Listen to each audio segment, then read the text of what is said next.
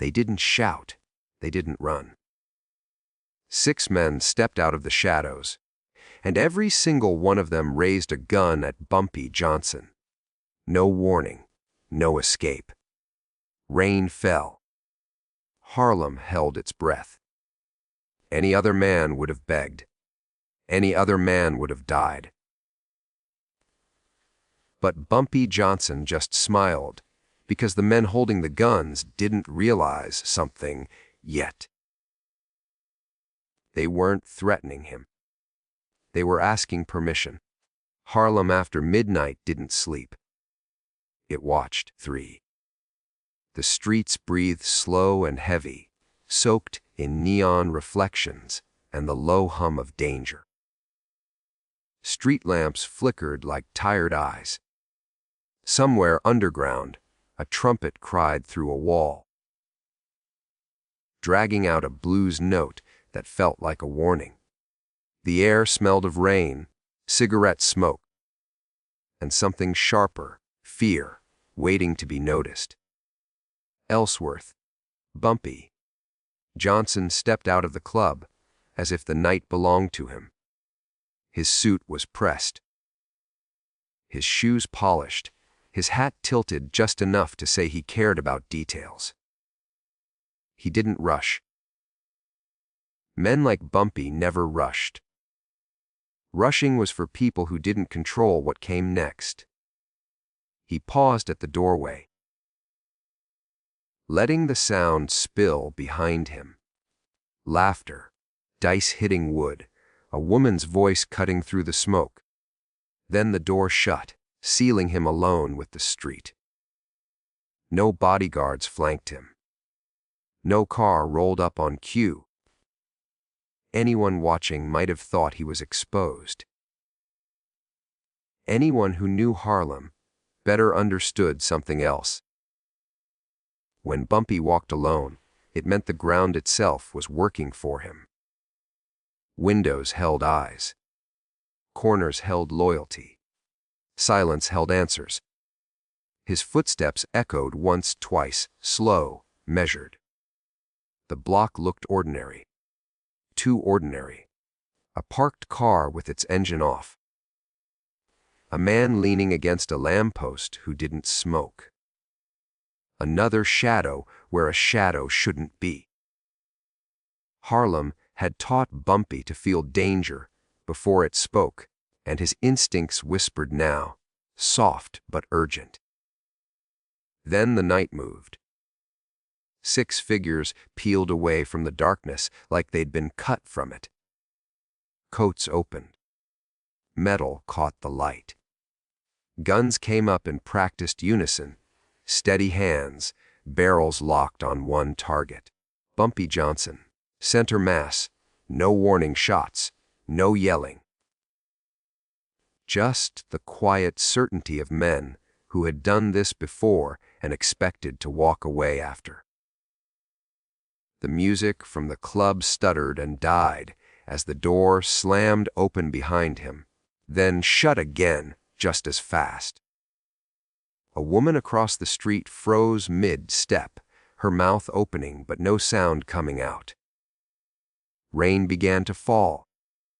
Light at first, tapping against the pavement like a countdown. "Don't move, Bumpy." The voice was calm. Professional.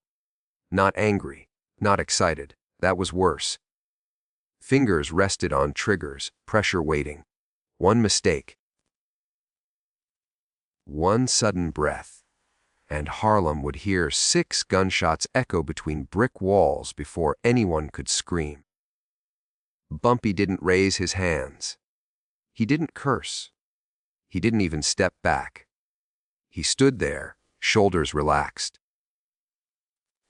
Eyes traveling slowly from one gun to the next, as if counting them for his own amusement. His face showed no fear, only mild disappointment, like a man realizing he'd been expected somewhere else. 3. A drop of rain slid off the brim of his hat. In the space between heartbeats, Bumpy understood everything. This wasn't a street crew. These men were too clean, too disciplined. Italian shoes on Harlem pavement. This wasn't about money or territory taken without permission. This was a message, carefully delivered. Lucky Luciano. The name didn't need to be spoken. It hung in the air heavier than the guns. Lucky, the architect. Lucky, the man who decided who ate and who vanished. If Lucky's men were standing here, it meant Bumpy had crossed a line that wasn't drawn in chalk but in blood. Across the street, a window curtain twitched. Somewhere above, someone held their breath. Harlem leaned in. One of the gunmen shifted his stance slightly, adjusting his aim. Another wiped rain from his cheek with the back of his hand, never lowering the weapon. They expected panic, a plea, maybe anger. Anything to justify what came next. Bumpy gave them none of it. Instead, the corner of his mouth lifted, just enough to be noticed. Not a smile, a signal. The gunmen closest to him felt it, and didn't know why. A chill crept up his spine. Something was wrong. This wasn't how a man looked when he was about to die. Bumpy finally spoke, his voice low, smooth, carrying through the rain without effort. "So," he said softly. Lucky finally got curious. The words landed heavier than a gunshot. No one fired. And in that frozen second, with 6 guns aimed and an entire neighborhood listening through the walls, everyone present realized the same terrifying truth. This night wasn't about killing Bumpy Johnson. It was about finding out what happened wars if you tried. Ross. Lucky Luciano didn't need to walk the streets to control them. His power moved through whispers, through envelopes, through men who never asked questions twice. Whether he was locked behind prison walls or sitting beneath crystal chandeliers, Lucky's reach stayed long and precise. Decisions made in quiet rooms rippled through cities. Men woke up rich. Others never woke up at all. By the late 1940s, Lucky was the invisible hand shaping New York's underworld. He had reorganized chaos into structure, turned reckless violence into business, and made loyalty more valuable than blood. The Mafia wasn't a gang anymore, it was a system. And Lucky Luciano was the system's architect. Harlem, however, was different. Harlem didn't bow easily. It had its own rhythm, its own rules, its own king. Ellsworth, Bumpy Johnson ran the neighborhood with a balance Lucky found both impressive and irritating. Bumpy didn't just collect money, he collected respect. He listened. He punished only when necessary. And most dangerous of all, he thought before he acted. At first, Lucky saw Bumpy as useful. A bridge. A reliable partner who could keep Harlem profitable without drawing heat. Their arrangement worked. Italian muscle, Harlem control, quiet profits flowing both ways. No drama, no noise. Until Bumpy started speaking up. It wasn't open defiance. That would have been simple. It was worse. Bumpy questioned percentages. He delayed decisions. He pushed back on orders that didn't sit right with him. He negotiated like a man who believed he had leverage. And the problem was, he did. 3. Lucky heard the reports through trusted mouths. 3. Bumpy says no. Bumpy wants time. Bumpy thinks Harlem deserves more. Each sentence chipped at something Lucky didn't allow to crack. Authority. In Lucky's world, power depended on certainty. The moment people believed they could say no, the system failed. He didn't hate Bumpy. He respected him. But respect had limits, and Bumpy was brushing against them. Killing him outright would be messy. Harlem would explode. Police attention would flood in. Profits would stall. That wasn't Lucky's style. Violence was a tool, not a tantrum. So Lucky chose something smarter. A test. 6 men he trusted. Not hotheads. Professionals. Men who knew the difference between murder and message. They were told to find Bumpy alone, to let him see the guns, to watch his eyes, his hands, his breath. If Bumpy begged, he'd life changed. If he panicked, he'd die. If he stood tall, Lucky would decide what came next. The instructions were clear. No shooting unless absolutely necessary. No mistakes. No witnesses who mattered. Lucky leaned back when he gave the order, fingers steepled, expression unreadable. He wasn't angry. He was curious. Curious whether Harlem's king understood the game he was playing. Back on the street, rain slicked the pavement as the 6 gunmen held their positions. Time stretched thin. Seconds turned heavy. Each man waited for the cue, the tremble, the reach, the wrong move. Bumpy Johnson stood there like the moment belonged to him. One of the gunmen noticed it first. The way Bumpy's eyes moved, not darting, not desperate, but measuring, like a man counting exits, not bullets.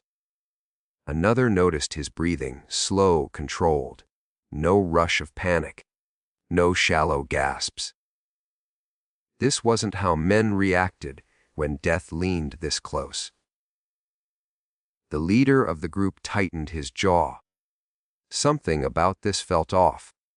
They had expected fear, expected anger, expected negotiation at gunpoint. What they got was silence. Bumpy's gaze locked onto the leader's face, calm and steady, as if he were the one holding the weapon. The rain grew heavier, drumming on coats and hats, soaking into the moment. Somewhere nearby, a radio crackled and went silent. Then Bumpy smiled. Not wide, not cocky. Just enough. "You boys look nervous," he said quietly. The words landed like a crack in glass. One of the gunmen swallowed hard. Another shifted his weight, boots squeaking slightly against wet concrete. 3. The leader raised his gun a fraction higher, fighting the instinct to lower it. Bumpy took one slow step forward. Every gun tracked him instantly, but no one fired. And in that fragile space, between command and chaos, the truth crept in on all of them. This wasn't a man being cornered. This was a man deciding how the story would continue. And somewhere far away, Lucky Luciano waited for an answer he wasn't sure he'd like. Rain thickened, turning the street into a sheet of black glass. The 6 guns stayed raised. 3. But something fragile had cracked between intention and action. Bumpy Johnson stood in that crack like he owned it. He didn't rush the silence. He let it breathe. 3. Let the gunmen feel the weight of every second they were choosing not to shoot. He spoke again, calm as a man discussing weather. "If you pull those triggers, he said.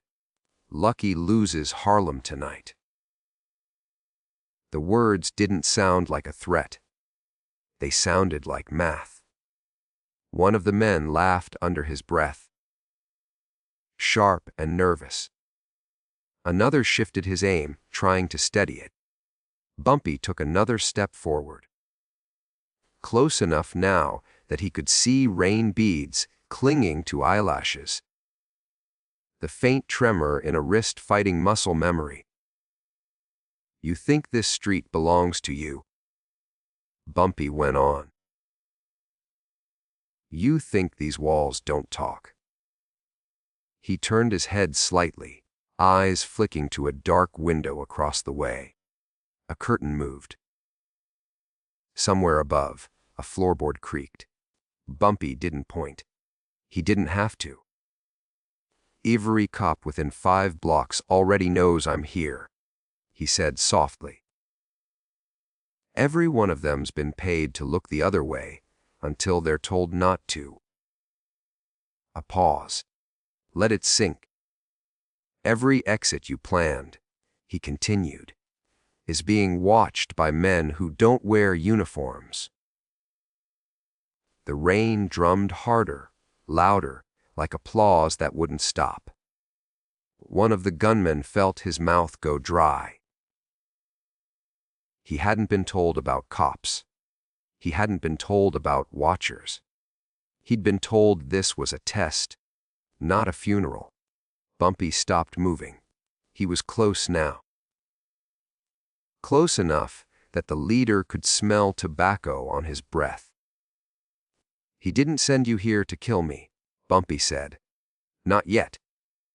That word, yet, hung heavy. He sent you to see if I'd blink. The leader's jaw clenched. He hated that it sounded right. Lucky always tested before he destroyed. Always measured before he cut. The guns stayed up, 3. But the certainty behind them began to thin. Bumpy leaned in just enough to lower his voice, forcing them all to listen. If I die on this street, he said, Harlem burns. Numbers stop. Money dries up. Italians start dropping in places you can't explain. And the newspapers. He smiled faintly. They won't stop printing Lucky's name. A flicker of doubt moved through the line. One gun dipped. Barely an inch, then corrected. Another man wiped rain from his face, blinking hard. You pull those triggers, Bumpy went on, and Lucky inherits chaos. That's not his style. Silence pressed down, thick, claustrophobic. Then it happened. One of Luciano's men, the youngest, eyes too sharp for his own good, broke ranks just enough to whisper. Boss didn't say we could shoot. The words were quiet, but they tore through the moment like glass. The leader shot him a look, furious. But it was too late. The thought had been spoken. Permission mattered. Orders mattered. And Lucky Luciano was very specific with his orders. Bumpy straightened slightly, sensing the shift. He didn't gloat. He didn't raise his voice. He let the doubt work. You see, he said, if Lucky wanted me dead, I'd already be bleeding. Rain slid down his collar. He brushed it away with a slow, deliberate motion, as if reminding them how much time they still had to make the wrong decision. Ask yourselves something, Bumpy said. Are you ready to die for a question mark? The leader felt the street closing in. Not physically, psychologically. Windows, corners. The sense that Harlem itself had taken a step closer. He'd killed men before. That wasn't the problem. The problem was killing the wrong man at the wrong time for the wrong reason. Bumpy's eyes never left his. Lucky wants an answer, Bumpy said. Not a mess. Another gun lowered a fraction, then another. Not enough to be surrender. Enough to be hesitation. Bumpy noticed everything. He reached out and, with 2 fingers, gently nudged the nearest barrel aside. Not hard. Not aggressive. A gesture so casual it felt disrespectful.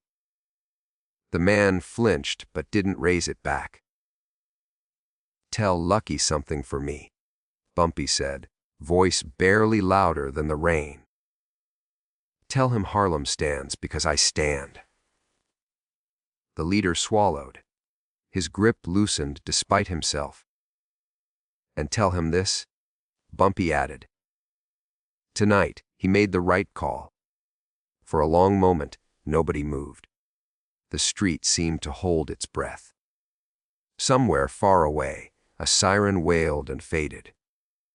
The rain slowed, as if even the sky was listening. Then the leader gave a small nod, not to Bumpy, to the situation. One by one, the guns lowered. Slowly, carefully, like men setting down something fragile. No one turned their back. No one apologized. They backed away, step by step, eyes never leaving Bumpy Johnson, until the darkness swallowed them again. Bumpy watched until they were gone. Only then did he exhale. Harlem breathed with him. By morning, the story would be everywhere. 3. Whispered through barbershops and back rooms, passed hand to hand like a loaded secret. Guns had been raised on Bumpy Johnson and lowered. Lucky Luciano had asked his question. And the street had answered. Morning crept into Harlem slowly, like it wasn't sure it was welcome. 3. The rain had washed the street clean, but it couldn't wash away what had happened there. Word moved faster than sunlight.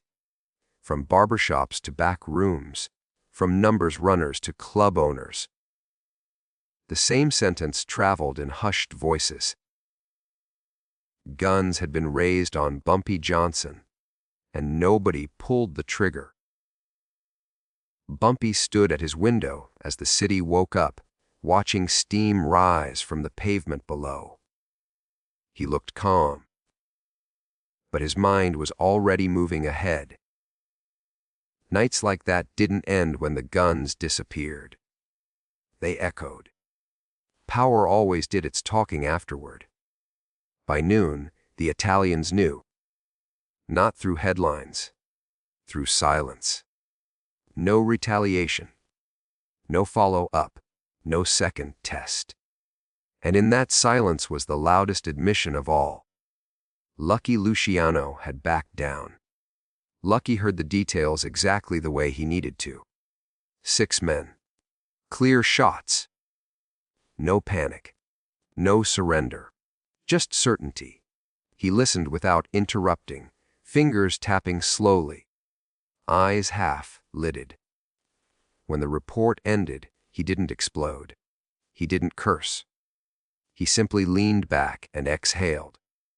Bumpy hadn't blinked. That told Lucky everything. Killing Bumpy now would cost too much. Harlem wasn't just territory. It was a living thing, and Bumpy was its spine. Break him the wrong way, and the whole structure collapsed. Police pressure. Public noise. Internal fractures. Lucky hadn't built an empire by swinging blindly. So he did what only real bosses could do. He adjusted. The percentages shifted. Meetings became conversations instead of commands. Orders turned into requests. Nobody announced it, but everyone felt it. Bumpy Johnson was no longer just Harlem's representative. He was Harlem's equal at the table, and Harlem noticed. Numbers runners walked taller. Club owners slept easier. 3. Hustlers understood that their king had stared down the biggest name in organized crime and lived. Respect multiplied. Fear recalibrated. The neighborhood settled into a new balance. 3. One that favored the man who had stood still when 6 guns were aimed at his heart. 3. Bumpy never bragged about that night. He didn't need to. Power didn't require retelling when it was understood. When people asked him about Lucky Luciano, he answered carefully, almost politely. "Lucky's a smart man," he'd say, and that was the truth. Smart enough to know when not to pull a trigger. Still, sometimes, late at night, Bumpy thought about the distance between moments. About how close Harlem had come to chaos. One nervous finger. One misunderstood order. One man choosing pride over patience. History could have tilted the other way so easily. But it hadn't. Because power wasn't just about violence. It was about knowing when violence would cost you everything. Years later, men would argue about that night. Some would say Lucky never meant to shoot. Others would swear it was pure luck. But the men who mattered, the ones who lived inside that world, knew better. That night defined the line. From then on, nobody tested Bumpy Johnson with guns. They tested him with words, with deals, with silence. And every time, Harlem remained his. The street remembered. It remembered how 6 armed men had walked away untouched. 3. How a mob boss had chosen restraint over dominance. How one calm voice had redirected the future of an entire neighborhood. And it asked a question that never quite went away. What if one man had pulled the trigger? Would Harlem have burned? Would the Mafia have fractured? Would history have written a different name on the walls? Nobody ever found out. Because sometimes, 3.